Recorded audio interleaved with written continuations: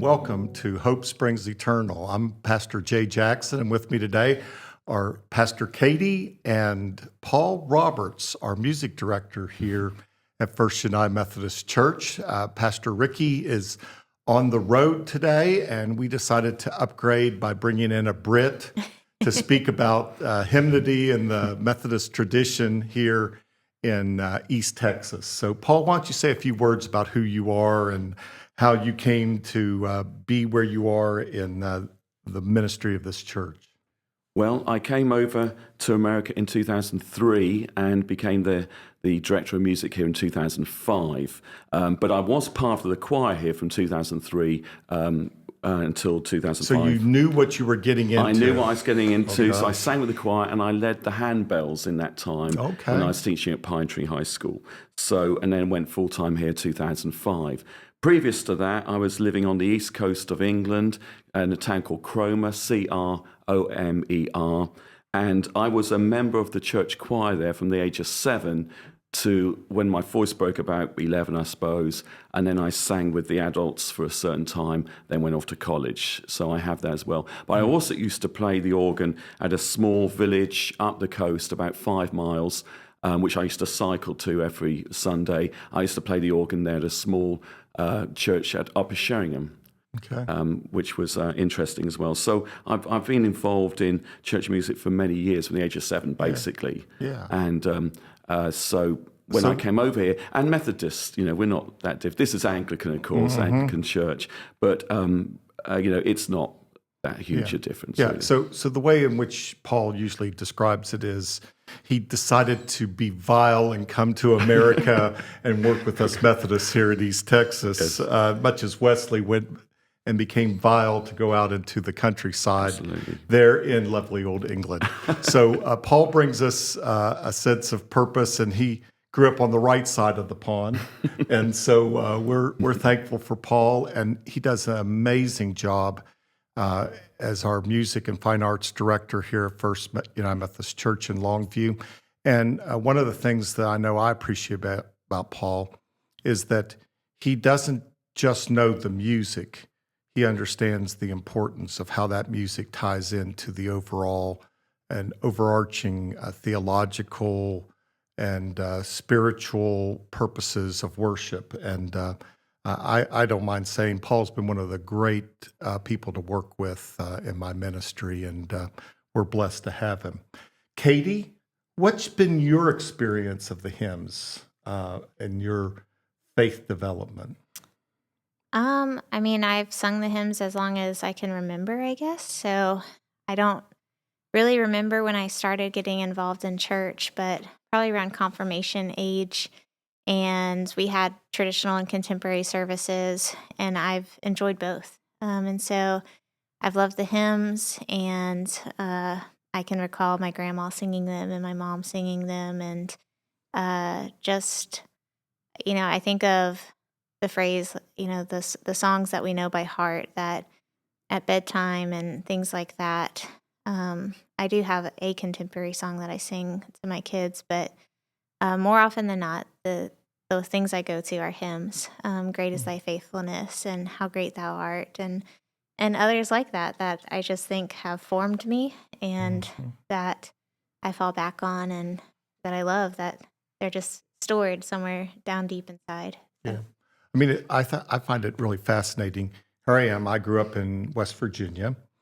Paul grew up in England. You grew up in Louisiana, or should I say Louisiana? Yes. Louisiana.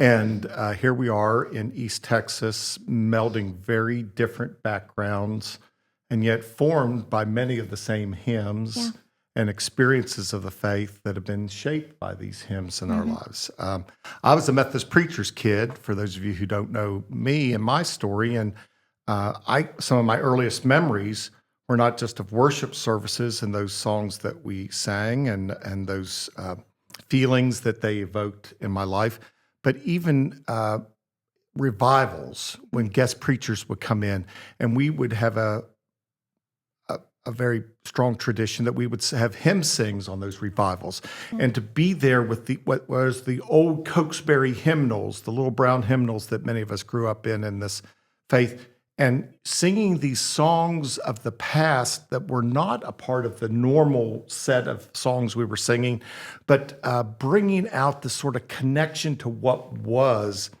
in how we were experiencing and desiring a new experience of God. And these hymns that are in the United Methodist hymnal, some of them date back into the 1600s.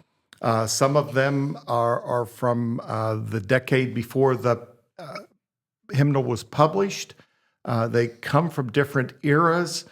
Some of them are timeless and some of them are very current, but they speak to something that transcends time for us, I think. Paul, when you think about the hymnody, what is it that strikes you about it? I have many hymnals. If you go to the music room, I've got hymnals from every denomination. I've got hymnals from previous 100 years ago.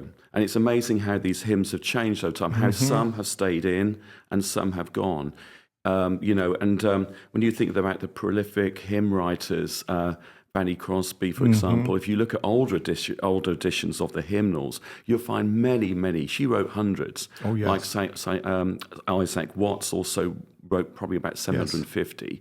And over the years, in our present hymnal, we've still got some Fanny Crosby hymns in there, but not anything like there was like 50 years ago.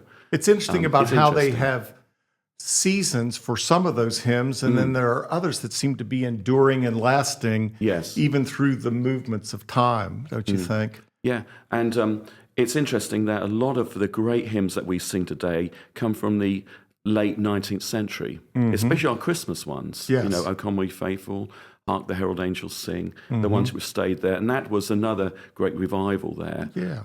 As was the Welsh hymns, for example. There was a great revival in England, in the United Kingdom, I should say, really, and a big push by Welsh hymnists. And if you think about Bread of Heaven, Cum Ronda is the hymn tune we use, and we use that for a number of hymns. And that was a real big time for writing new hymns, which are now pretty old, 150 years. And in addition to this sort of time capsule of focus of highs and lows of the times of the faith, are woven these individual stories of people's lives, composers' lives, circumstances of the setting in which they were written that have melded into this beautiful tapestry that is hymnody. I always am amazed when we talk about Silent Night and how Silent Night was initially composed because they were having issues with the organ, and it was composed as a guitar piece so that they could use what instruments were available at Christmas to celebrate, the birth of Jesus. And Silent Night had its heritage in a situation where the organ was being repaired, and how we almost never hear it with guitar now. It's almost always on organ, is the way we hear it. And since the Reformation, there have been two strands of writing hymns. Some people believed that you could only write words which were straight from the scriptures, not paraphrased at all, but they had to be from the Bible, and anything else was sacrilege kind of thing. And that's when they started taking organs out of churches, because they said this is not right. They banned hymns because they weren't necessarily, they weren't taken from scripture. They become secular in their minds. And they were paraphrasing of the scriptures. Which was really a building up off of the Psalms, which were sung by the faith group. Yes. You sang the Psalms as the songbook, the prayer book, sung in worship. And when that started to diverge, some people embraced the new language that was associated with it and the real life circumstances of the continued movements of God, and others rejecting them because they had no longer had scriptural basis and clarity in them. And also, it's amazing how many of the early hymns were Old Testament. Nothing in the New Testament kind of thing. And that came much later. And I was just going to put in quickly here that I looked up, and there's really three styles of hymns. There is the traditional hymn, which is usually describing God. There's the contemporary hymn, which is often directed to God. And there is the gospel hymn, which is expressions of one's personal experiences of God. And if I give you examples of those, for the traditional hymn, which is usually describing God, you've got Praise to the Lord the Almighty. And then for the contemporary hymn, which is often directed to God, you could have How Great Thou Art. That is a great one, example of that. And then the third one, the gospel hymn, where you're expressing your own personal experience of God. That would be Blessed Assurance, would be a great example of that. Yeah. Kate, don't you think it's interesting? We love and embrace this faith, but Paul talks about it with a completely different language than you and I would refer to them. What is it about the hymns that have spoken to you? Yeah, I mean, I this is all so interesting to me because this is not really the area that's not what goes through my mind. But I think so much about worship and our theology, what we believe about God and who God is and who we are as children of God, comes from the hymns and what we sing and the music that we listen to. And I just think, I always bring up my kids in these podcasts, but my kids, we'll sing something in the car, or I'll sing something to them at bedtime, and they'll ask questions. What does it mean that Christ overcame the grave or defeated the grave? And does that mean that I will defeat the grave? And these really profound questions, which we maybe take for granted. Yes. And the other day I was listening to a song, and it said that, it was the Beatitudes sung. And it said, blessed are you and blah, blah, blah. The kingdom is yours. And Rosie, who's 4, said, why did they say the kingdom is yours? And I explained it to her, and she said, so the kingdom is mine? And I just think it's so important because, what we believe about the hymns is that this is what we believe. We're singing what we believe. And so, you sounded way smarter than me saying that, but I think the stuff that gets stuck in our heads, Kevin always says this in worship, but nobody leaves humming our sermons, but they do leave humming the hymns. I've had mine muttered a few times. I'm sure, like thrown back in our faces. But they do remember the songs that we sing. Absolutely. They're repeating the choruses. They may find themselves humming them or singing them later in the day, not even realizing it. Yes. And so we hear these things repeated over and over again. Great is thy faithfulness, great is thy faithfulness, great is thy faithfulness. And I just think it's so important to our worship, and then outside of our worship, our prayers and the living out, because this does teach us something about, wait a minute, I'm supposed to be treating my neighbors a certain way. I'm supposed to be trusting God a certain way. I'm supposed to be resting in his presence and not being anxious and toiling about things. I'm supposed to be walking in the garden instead of scrolling on my phone. And all of these things we remember, unfortunately, not because our preachers are so good at sermonizing, but because the hymns remind us in these gentle, gracious ways. I think the Wesley said it, that hymns as well are a means of grace. And so they're so important to proclaim who God is and who we are, and then it's a way of singing to God and praying to God.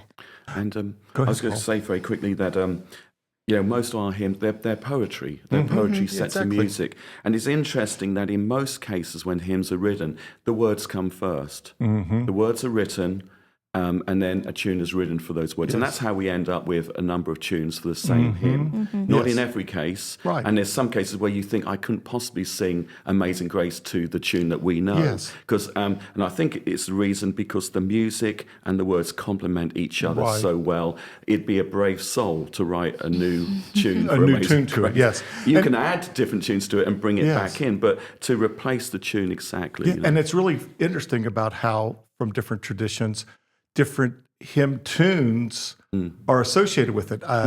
We have a couple of hymns, maybe more than a couple, that have multiple tunes, and they're both in the hymnal because they were so popular in segments of the faith community that rather than deciding which tune was going to be in there, they published both of them.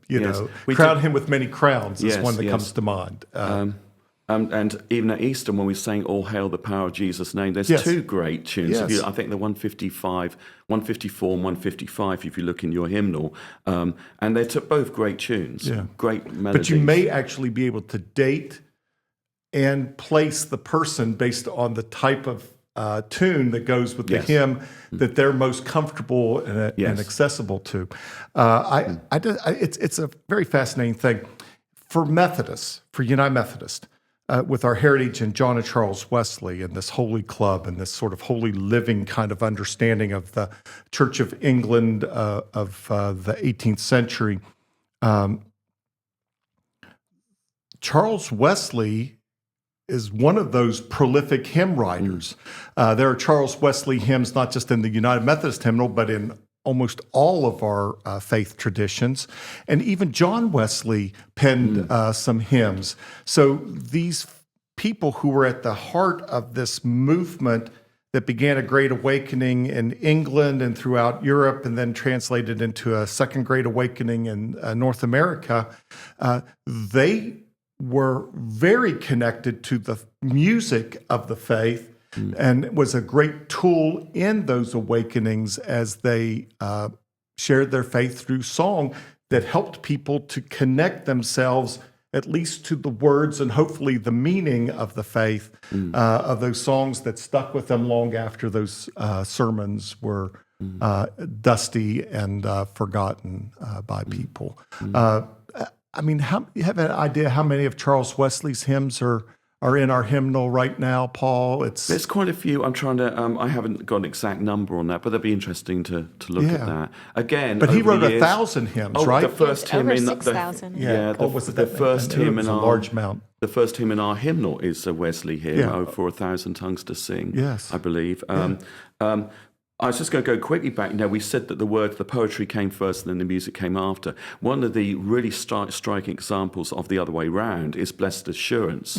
Because with that, Fanny Crosby went to see a friend of hers who's a musician, and she said, I wrote this brilliant tune. And she played the tune that we know, so Blessed Assurance. And she was so moved by it, she said, Blessed Assurance, Jesus is mine. The words just came to her. Yeah. So that's one of the examples, and probably few examples really, where the melody came first, and then a poet put those words, which she felt went with that great melody. Yeah. So that's interesting. For those of you who are outside of our congregational direct impact and are part of our podcast audience, we try to follow what's kind of happening here and what we think is important with regards to a faithful podcast that brings hope to all people, but is also connected with our tradition and helping to dispel confusion about United Methodist Christianity and share a little bit about our heritage. And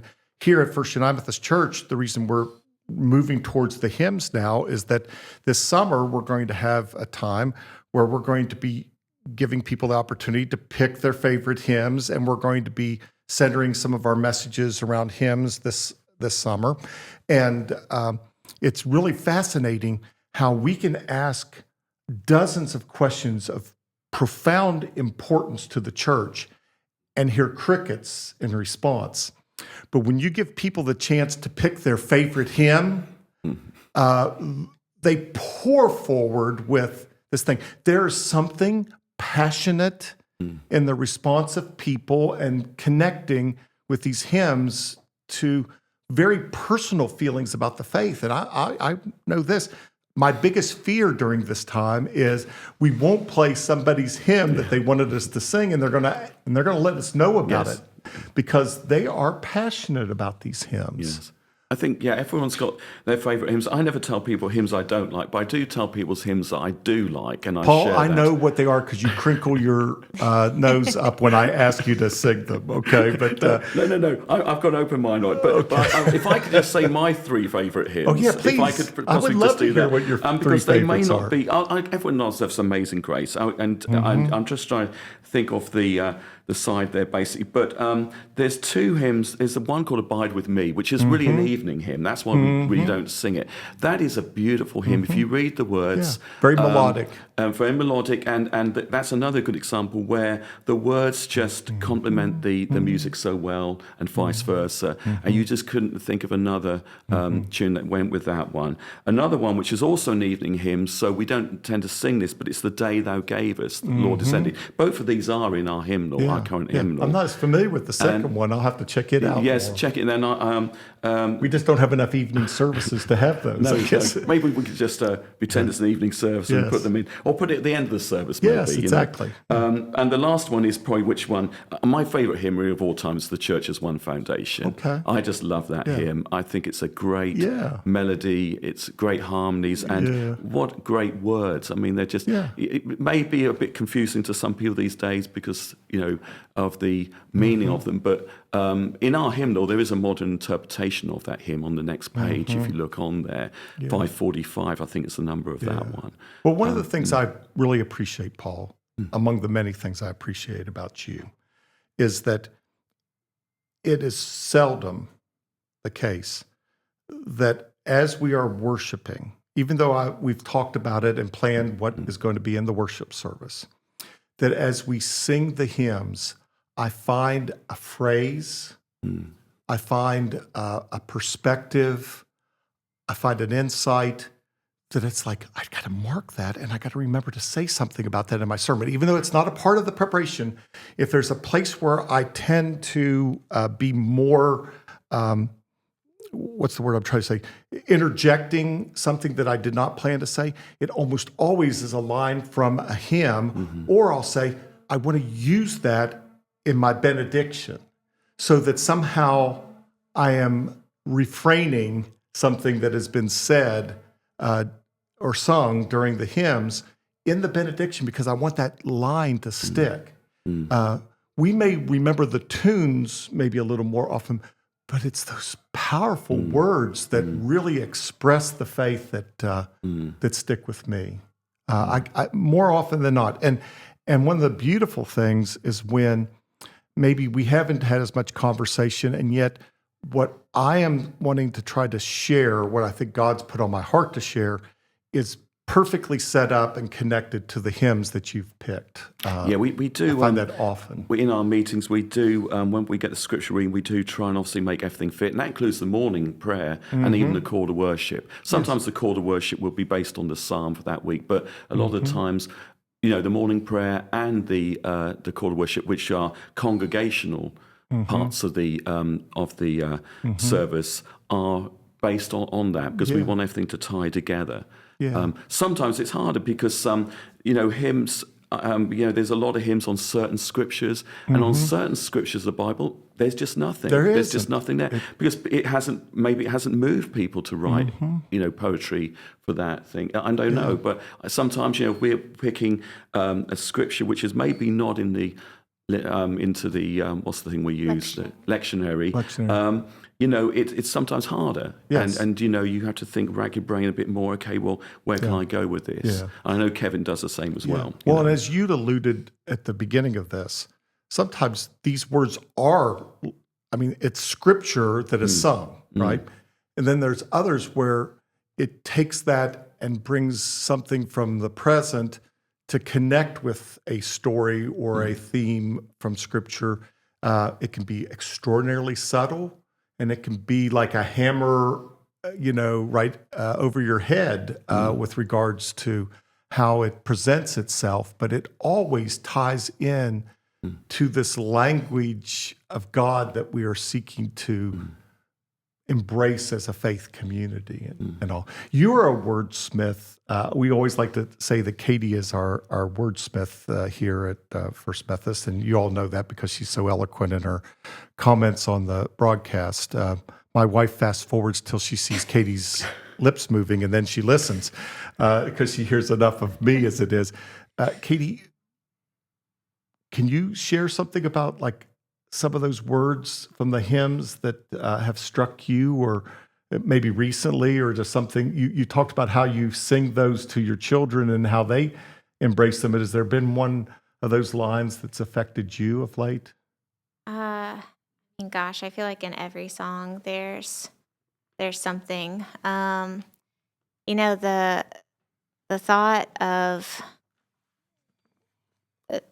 just words have such deep meaning, and it's like what you said, Jay. I think we can try to speak to certain things, but in a song, our defenses are down. We just hear things, I think, from God and from the Spirit that, we can't throw rocks against. We don't throw our walls up against.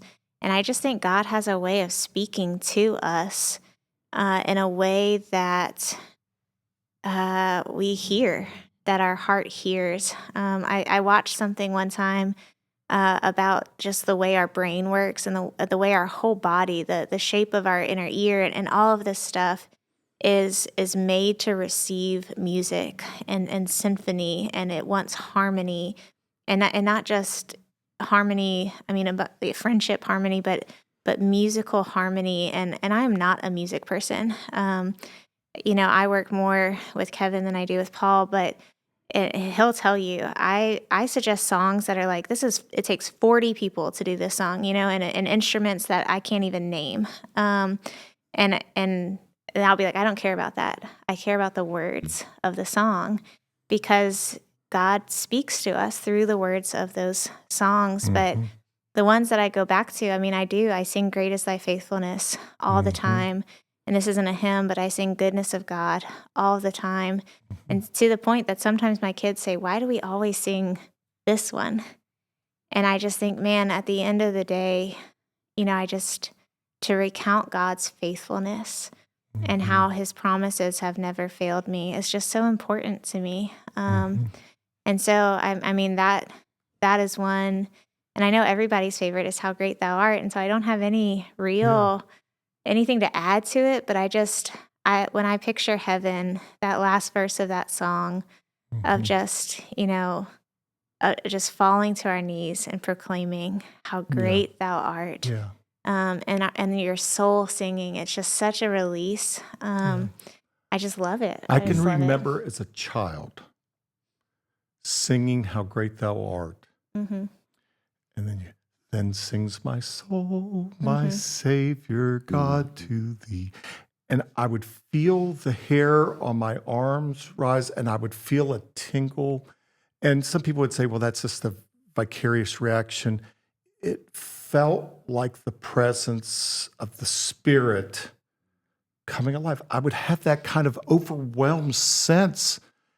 There's something about the way that moves up, but it just touched me. And I've said there have been dry times in my life where I said, when I sing that and I don't feel that, I start to wonder, where have I strayed that I don't feel that tingle, that sense of the Spirit in my heart? And it's almost like a barometer, a thermometer, a litmus test of sorts of how I'm connected to God in that moment. I think so when we lived in Louisiana, we went to a church for a long time, and then we switched to another church, and somebody, it was a non-denominational church. Okay. I know. I have to confess. I know. Katie. And I had a friend who was very upset at me about going to a non-denominational church. And they just were like, what kind of Methodist are you? And whatever. And the thing I said to him, one of my best friends, I said, you know what? I said, Michael sings at this church. And I think, I said, there's no other testimony. I don't actually not care what they were preaching. I do care what people are preaching. But I was like, this is a witness when you can hear Talon Newstad singing the hymns at the top of his lungs, when you hear children and 99-year-olds, and that's part of, at the front of our hymnal, the directions for singing from John Wesley. I love it. Learn these hymns before you learn any others.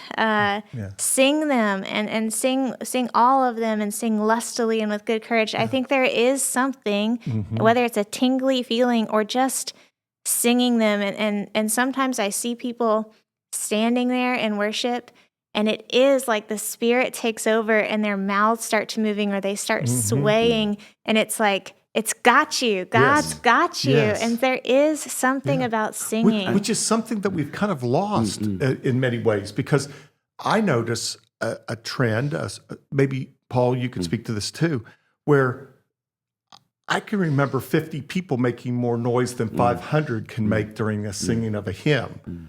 And I'm not trying to be condemning, but we sometimes just mouth these words or just whisper them, or we're worried that, I don't sing very well. But it's not about the quality of your voice. It's about giving voice to the presence of God. And there's something powerful when people are singing.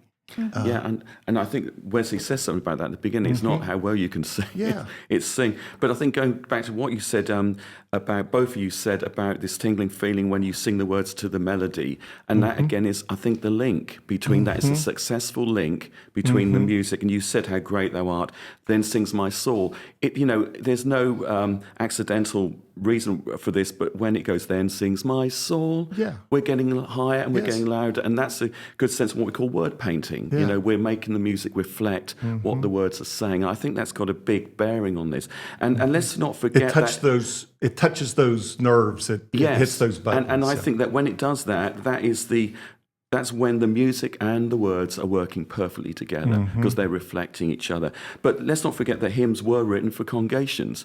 They can be sung with choir and congregation or without a choir. You don't need a choir to sing these hymns. They are congregational hymns, and it is also interesting, I'm just going to go on a side point here, but the anthems that the choir sing, anthems are specifically for choir, because for us to teach the congregation the anthems would take several rehearsals, because that's what the choir does on Wednesday nights. So basically, but it's interesting, a lot of the anthems we sing are based on the hymns. Yes. I mean, we've done Mark Hayes, we've done, I'm trying to think of the other composers there, Dan Forrest, and people like this, where they've taken a well-known hymn and set it for a choir. And when you do that, you've got 4-part harmony, you've got extra instruments to bring in, you can change the harmonies itself, you can put descants in, you can do so much more. It's always amazing when you add a violin or a trumpet or something, and how it changes the entire feel of there's loads of examples of that. Every time we get musicians in, you'll hear that happening. But at the end of the day, these hymns are designed for people to sing together. And you don't need any special musical ability to do it. I mean, we're singing the melody. Some people will sing harmony. Most people sing the melody, and that's what these hymns are in for. The organ's got all the harmony anyway, so, or whatever instruments are backing up. Anybody who doesn't understand the power of hymnody should go to a nursing facility for a monthly communion service and find people who are almost in catatonic states or in advanced cases of dementia, and you play and sing a familiar hymn of the past, one with great history to it, and you see people who have not spoken in a year mouthing the words to a hymn. You see people who are disengaged, suddenly their eyes light up and tears stream down their cheeks. When I was in Quitman, Texas, there was a pharmacist by the name of Jack Neal who would come and lead the singing, which takes a lot of moxie. When you're singing before people in advanced age and state of being. And his favorite hymn was Love Lifted Me.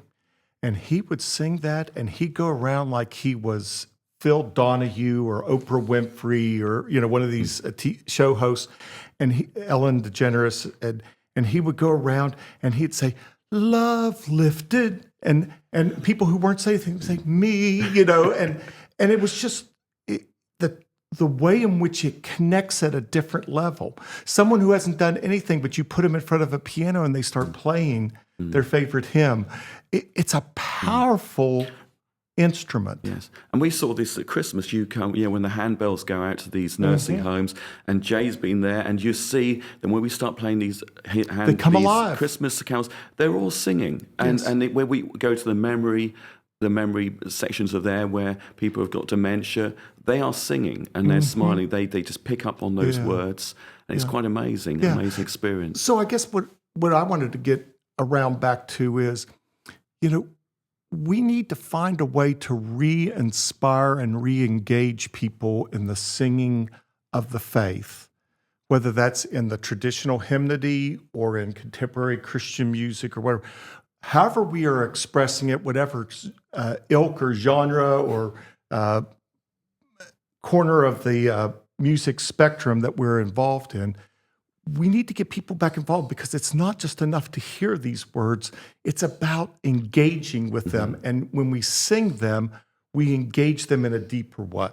When we share those words, when we allow the feeling to come out in our voice, it's different than just reading those words or hearing them from somebody else. And I know you all probably shook your head at me, but there have been times where we started a hymn and I've stopped it and I've said, we can do better than this, especially if it was a small early service crowd or anything like that, because there's nothing more dismal than singing to God's grace and you're singing it as though it's a funeral dirge. There's just nothing more diminishing to the worship experience and to the faith experience than to do that. So I think, finding a way to recapture that, whether that's in incorporation of the new or recapture of the old, we need to bring this hymnody back into our lives, because it is transformational in that way.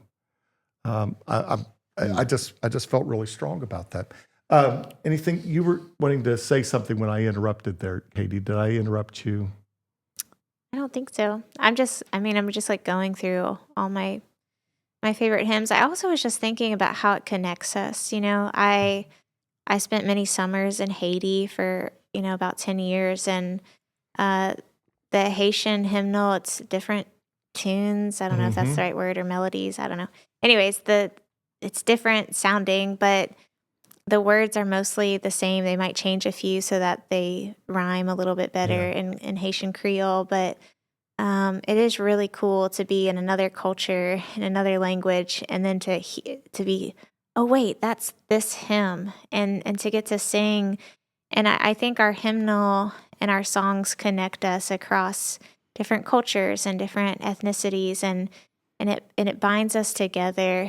And I think that's really beautiful too. And I just think songs offer so much hope and so much joy. And there's this beautiful blending of styles and instruments, and there is a chance for us to be one together. And you can see it lived out when it comes together. I don't know, maybe some people are being grouchy and being like, I don't want a guitar, in the sanctuary. But honestly, there's been times that it's just, I thought, wow, we don't need a sermon today. Yeah. And I would say that to myself, I don't want to preach following that. When we're singing these songs about heaven, and the strings come in, and the voices combine, that is the message. And there's diversity of age and ethnicities and socioeconomic statuses and all of this stuff. And these words are the words that we believe. I think there is, what you're saying, there is power to it. And so we should say it. We should sing them with gusto. Well, we've even gotten to the place at times because of, what's the word I'm looking for? Editorial work to just sing the first and last verse of a hymn, to try to, for expediency, I guess is the word I was looking for. We'll do that. But like on the opening hymn that we had for Pentecost Sunday, O Spirit of the Living God, which isn't one of my favorite hymns. I'll just simply say that. But it is right out of Acts 2 and everything. But what was coming through on the third verse Teach us to utter living words of truth, which all may hear, the language all may understand when love speaks loud and clear, till every age and race and clime shall blend their creeds in one, and earth shall form one family by whom thy will is done. That hit me on Sunday in a way that I didn't even know those words were a part of that hymn. But because of where I was really feeling God's call in the message I was going to offer, in what I felt was needed in our world now, where we can actually hear and speak to one another in a way that uplifts and connects people together, those words they hit me in the heart in a way that they would not have if they had just been spoken in a sermon or prayed in a prayer. The music behind it and the way in which it surprised me in the third verse spoke to my heart in a special way. And I think the great thing is that on like Pentecost, that hymn would have been sung in many churches, not just in America, but across the world. And it's great to know that there's congregations sharing those words, those wonderful words that you just now read. Where we there. can't even hardly talk to one another across divides of politicism. And they mean the same thing to everybody. It brings out the same thing there. And I was just going to say also with the children, here at our church, we do a combination of new songs, and there's some great songwriters out there writing for children. But we also do traditional songs, but refound maybe slightly different to how parents sang them. But I think and sometimes we even have a well-known melody, and take it Christmas when we sang Gloria in Excelsis Deo, the chorus line, but then put a new song with that and put the two together, which I think is really good because it keeps the traditions alive, but it also means our children have something to give to future generations. And I just think that's the great thing about hymns. Some may fall by the wayside, but many go on to different generations, and they're continued through in the Christian church. And I should have given this disclaimer at the beginning. While we're focusing on hymnody and what I would call the more traditional music and words of our faith, next week we're going to be talking about more contemporary music. We're going to have our Horizon worship leader, Kevin, with us, and he's going to be talking about, how do you say, a new generation of music that is seeking to not replace, but augment these words of our faith and speak to us in a way that maybe opens it up to new generations in a way that's different than some of these beautiful but seemingly distant hymns from the standpoint of music and connection. So we're going to be dealing with those later. So if you're thinking, wow, they're all talking about hymnody, but they're not talking about the music I like to hear, wait till next week, and Kevin and Katie will take the lead, and I'll just nod. And believe it or not, I was the pastor at Holy Covenant United Methodist Church in Katy, Texas, where we had a praise band and a choir every Sunday. And what that meant was half the time, half the people were upset, okay? Because nobody loves both equally, or very few people do. And I actually appreciate any music of any style if it's faithful and well done. And we're blessed to have not only Paul with 2 decades of service here, but Kevin, who's done an amazing job of raising the bar on our contemporary music. And not just because Kevin is controlling the board right now, but that we're looking forward to having Kevin join us to talk about those contemporary hymns and how there's a whole new way in which God is speaking into the faith that we hope gives a wider net of connection to God's people. Paul, it has been a joy to have you, and even in spite of your British accent, you raised the bar for our podcast today. I'm sure we'll have requests that say, why don't we bring Ricky back and get Jay off of there and bring Paul onto the podcast? We'll bring Paul back every opportunity that we can. Katie, thank you for chiming in on these matters. And this is the thing. Katie's not against hymnody. I'm not against contemporary worship music. I think that they all, when done well, give praise to God and connect people to the I was message. just going to make one last point because Kevin was in the last week. We sang a Keith Geddes song, a really great song, One Church, One Faith, and there's that scored for guitar as well. If I could have got Kevin to play the Bodhran Irish drum and the guitar, we'd have had both there. Wow. Next time I have to get... Now, see, and maybe you could play the harmonica as well Yes. at the same time. I've Wouldn't tried that to be get him to awesome? play the harmonica. That would be so awesome. Yes. I'll buy the little, what is it, stand that it goes in and everything, the little brace. That would be so nice. That'd be good, Paul, thanks for joining us. And thank you for joining us for our podcast. I hope that this conversation about hymnody and our faith maybe has opened up a new way where the springs of God's hope is pouring forth more powerfully for you this week. Come and join us again.